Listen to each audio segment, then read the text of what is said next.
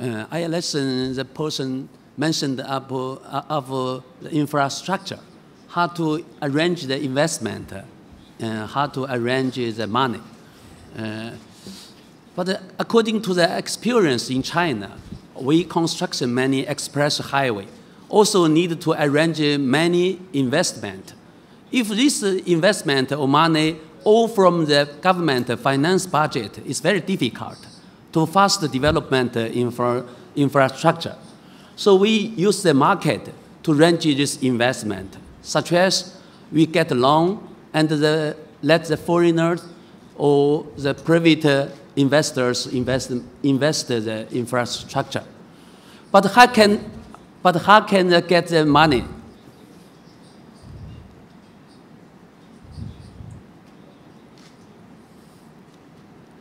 But how can get the money returned back?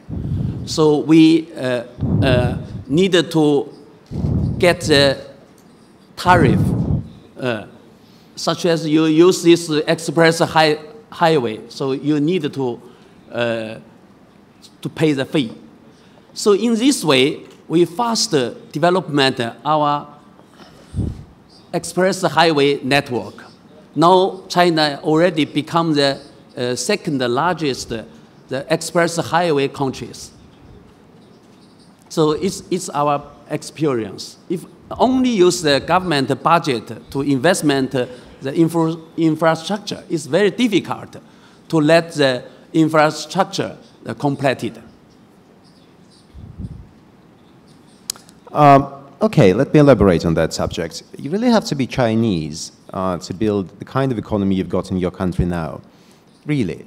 Very few other nations with their moral standards, culture, history can actually achieve what you've achieved in just 10 years and not to be Chinese.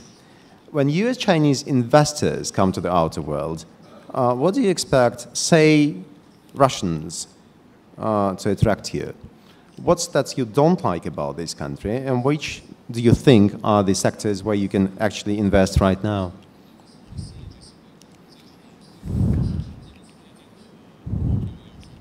And we're not Chinese. Very here. important to improve the investment environment is very important. Such as the first, you need to complete the law system. So very beginning of China opened the door to the outside. We participate many laws about the foreigners' investment in China. So the law system, I think, is very important.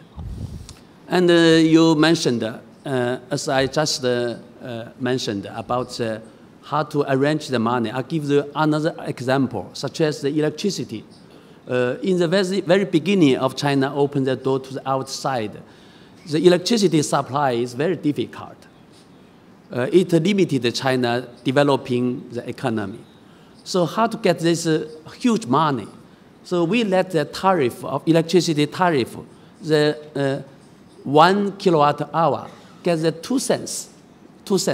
Then we use this money to construct the power stations. I think it's our experience. It's very important to complete the infrastructure, such as I every time come to Moscow, the traffic it's very dangerous, very dangerous. Not only I can't catch the schedule to participate, to meet some people or participate in a meeting. The most serious problem is I want to get to find the toilet. Yours is a very centralized system. It's either the party or centralized government which runs things. Things have become different. Things have become different in this country, but they're yet very different in comparison with what you see in places like the European Union or the United States. You've just mentioned a couple of very concrete, specific examples, which I wholeheartedly share. But other than that, coming back to the institutional arrangements, what's to be done? What's to be changed in this country so that you would say, other than things about traffic, and stuff, that you would say, yes, I'm happy about the state of affairs in the Russian legal framework? You mentioned that China is a more centralized system. Well, you've got more centralized system. More powerful? No. I think your question understand the real Chinese. So we use we call it the socialist market system. Because you know, China system is learned from Russia. Before we use the planning system. But now China most system is learned from the market system.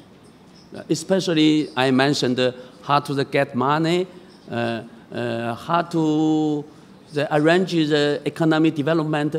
We following the market system. Isn't a centralized system.